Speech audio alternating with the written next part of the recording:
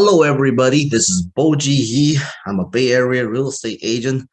And today I want to talk about something that's been going on in the real estate industry regarding the commission structures.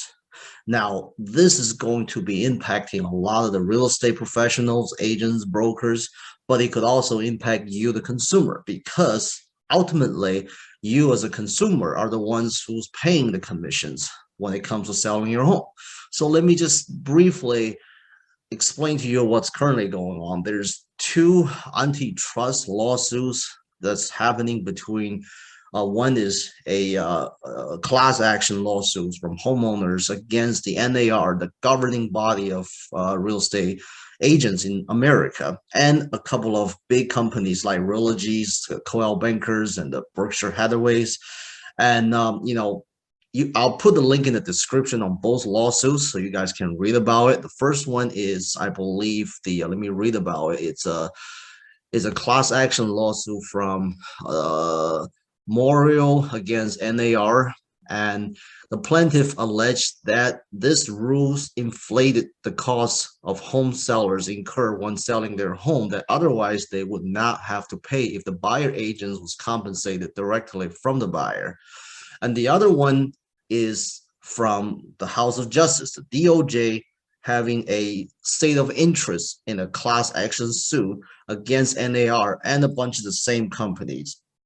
And it says the consent decree resolved the United States antitrust claims against NAR for its exclusionary policies targeting brokers using innovative platforms. In that case, the United States did not examine the rest of NAR policies, including those at the issues in this case, and therefore those policies simply were not subject to antitrust scrutiny. And I'll put the link in the description of both documents. And basically, what this is all about is that, currently you may not know, or maybe you have already known that if you're looking to sell your home, the current commission structure is that the seller pays a commission to the listing agent.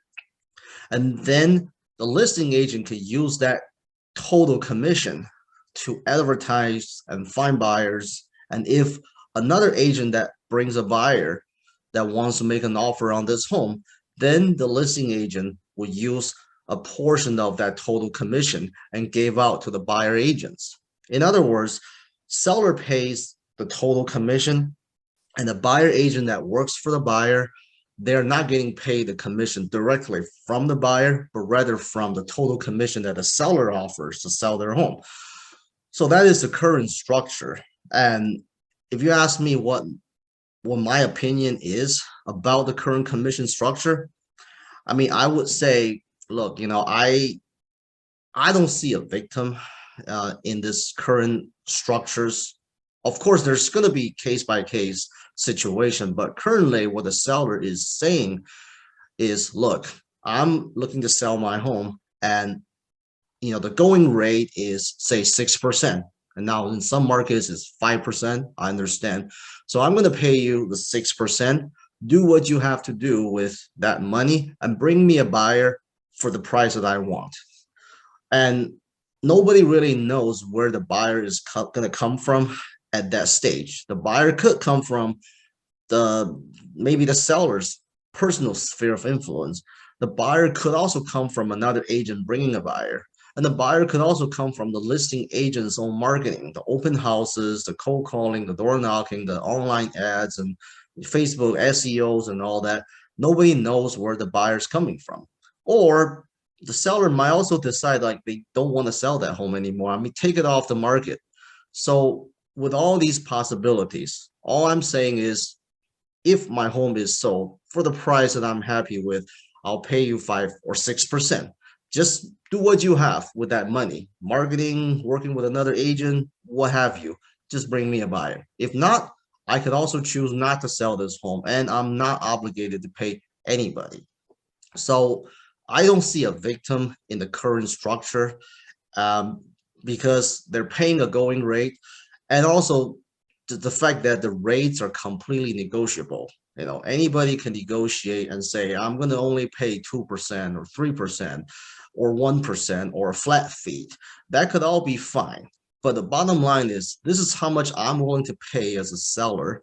And you just do what you have to do with the little money or the lot of money that I'm willing to pay and find me a buyer. And if not, I'm not obligated. But the antitrust lawsuit is saying, why would a seller pay the commission that includes the buyer agents? The seller should only pay the commission specifically for the listing agent and let the buyer decide whether they want to hire their own agents and pay a commission for buyer's agent to represent against the seller. And so that's kind of like the positions on the plaintiff's lawsuits.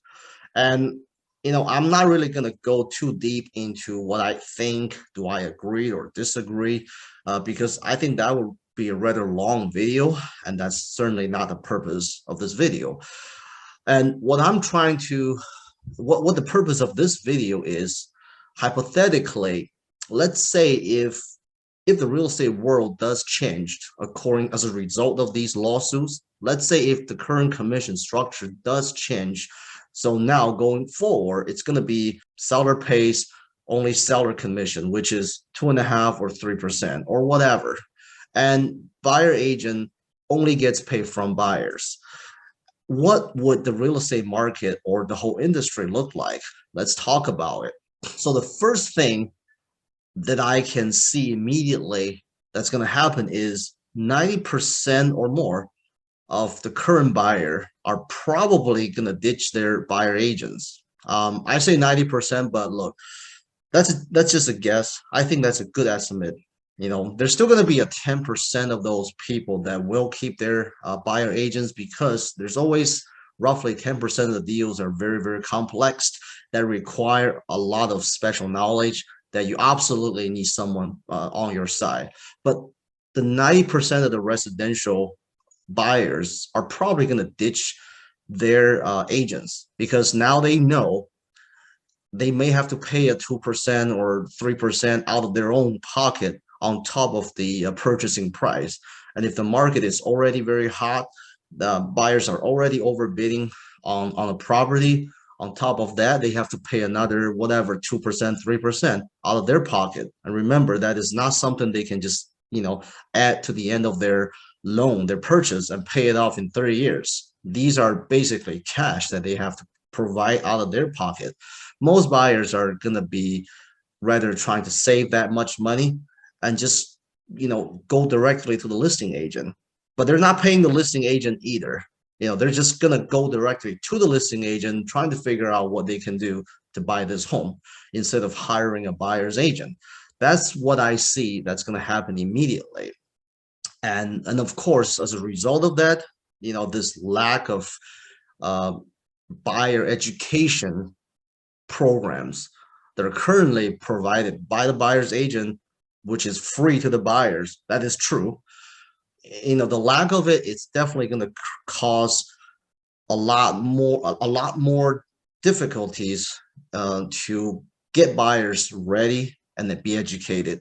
So as a result of that, of not having this whole buyer education, buyer representation in place, I would say 90% of the buyers are going to immediately try to save money by ditching their buyer agent, but at the same time, it's going to make their maturing cycle a lot longer. So qualified and ready buyers are going to be much more difficult to come by. That could put a pressure on the price.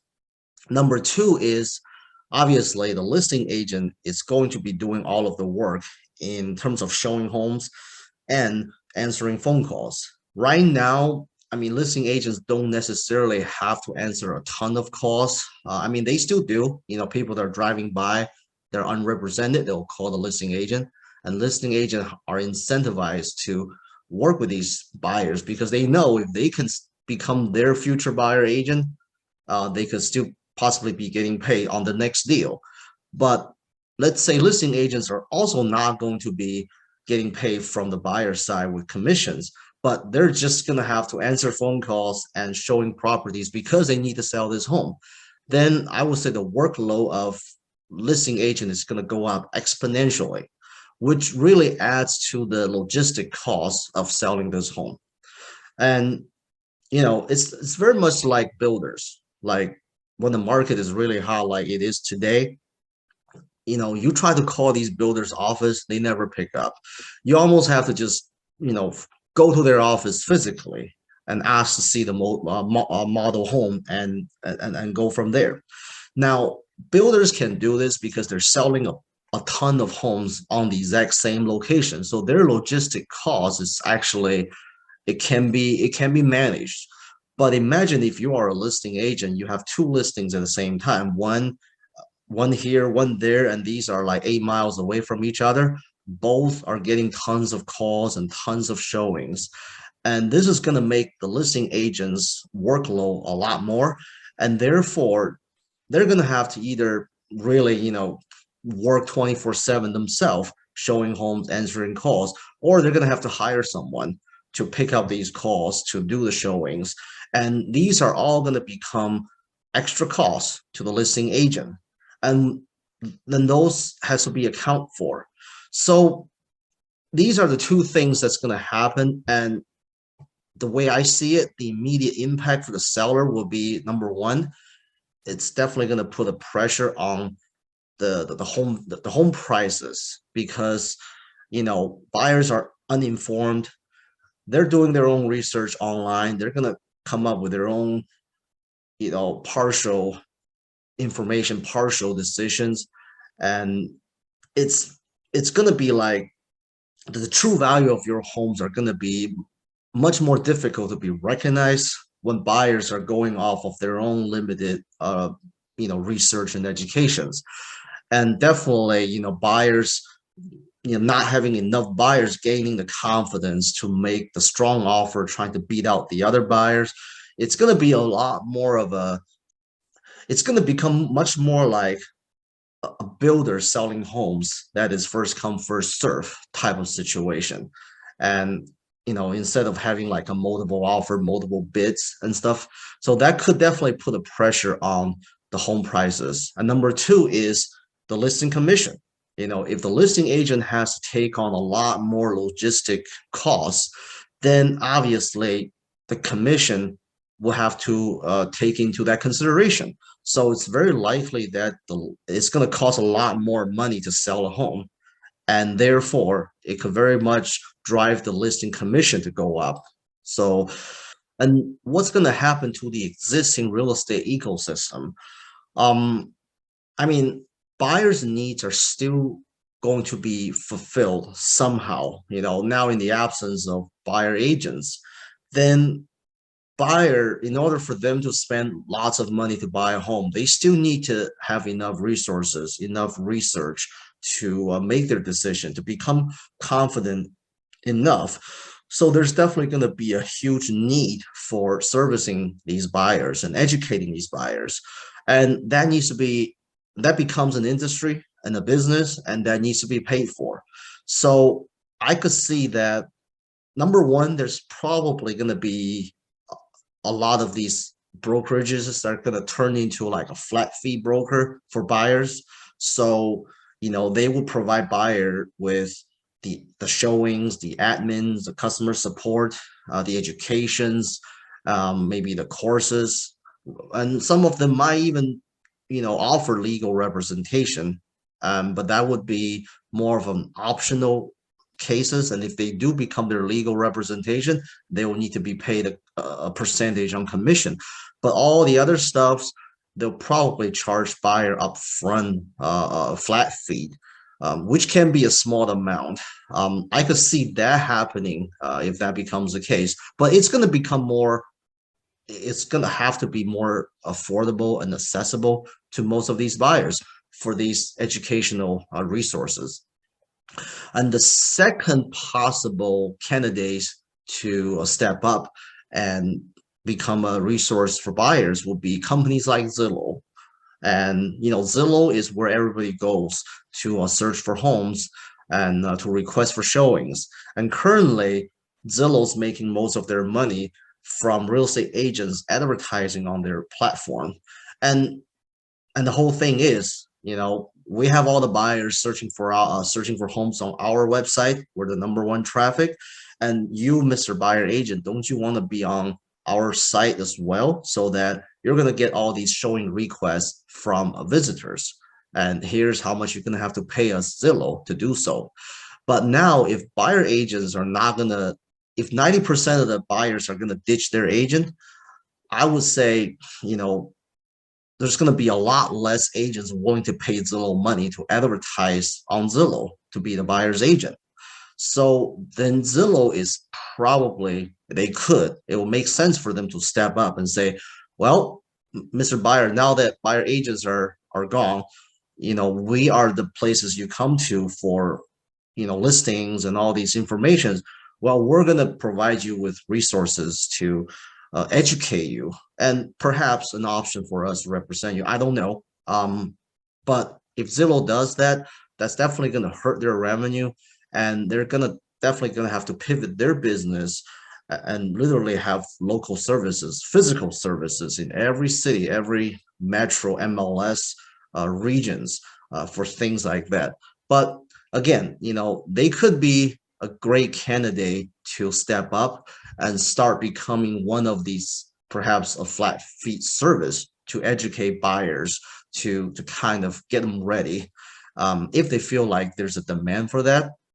And obviously there's government free programs. So if this is a government decision, that is calling for a commission reform, then what is the government going to do to educate these first time home buyers, make them more educated, more eligible, and guide them through the whole process? Well, could there be any government related programs in each state, each city? They could. They could also make it more affordable and accessible. Can they make it required? I don't know. I mean, that would be a whole nother issues to making anything required. But I could see that happen. Like right now in the state of California, if you're buying any below market rate properties, which is basically a government program, you're mandated to take a first time home buyer course. So, so government in the state of California already has something similar. I could see them expanding these kind of program and services for home buyers if home buyers decided not to hire a real estate agent to represent them on the buy side. And of course, there's always going to be that 10% real estate agents who specializes in certain type of transactions, such as short sales, REOs, probates, land development, construction, or commercials. They're always going to be needed, because those transactions are not so cookie cutting. They're going to be a lot more specialty knowledge. So I don't see those agents going away. They're still going to be having their niche market, and that niche demand for them. So these are the things that I could see potentially happening in the real estate ecosystem. Basically, there's going to be a huge demand for buyers, and if buyer agents are no longer existing, then these demands will be fulfilled in different ways. But again, nobody knows. It's like there's going to be a lot of possibility, a lot of unknown, and we just have to wait and see. Now, the current status of these antitrust, they're still in the discovery phase, which means, both parties are still gathering information, gathering evidence, and that could still be a very long process. Nobody knows how long that's going to take. And the current status is proposed class action. So we don't know what's going to happen, how long it's going to move to the next milestone. All I have to say is, the future of real estate industry, the real estate world is going to definitely weigh heavily on the outcomes of these antitrust laws. And I will keep you guys informed when there is any updates, but that's what I got for you. That's what I got for now. And I'll talk to you next time.